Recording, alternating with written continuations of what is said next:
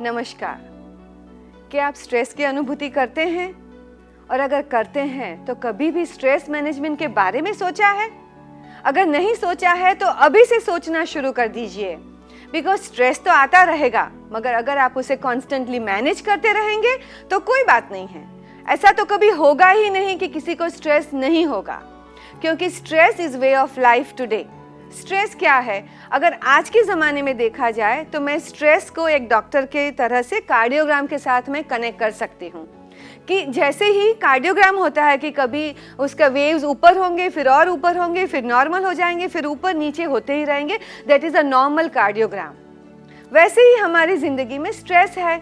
कभी छोटा स्ट्रेस होगा, फिर चला जाएगा, फिर कोई बड़ा स्ट्रेस होगा, फिर चला जाएगा, तो स्ट्रेस आता और जाता रहेगा।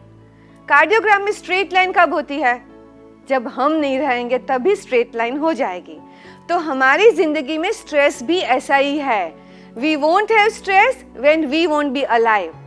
सो start managing your stress. Stop imagining stress free life. ऐसी कोई लाइफ ही नहीं है जो 100% स्ट्रेस फ्री है।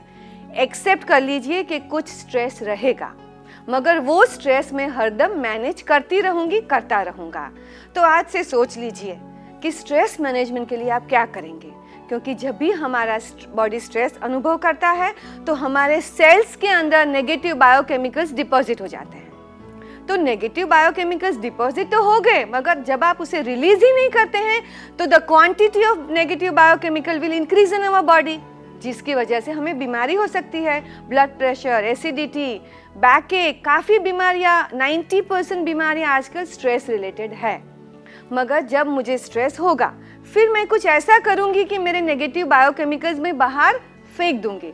चाहे मैं एक्सरसाइज करूंगी, चाहे अच्छा म्यूजिक रख के डांस कर लूंगी, चाहे फैमिली के साथ बैठ के शांति से कॉफ़ी पीऊंगी, या तो I will enjoy fresh flowers in the garden. मैं कुछ भी करूंगी तो मेरे बॉडी में से नेगेटिव बायोकेमिकल्स कम हो जाएंगे। I will be able to throw out negative toxins from the body.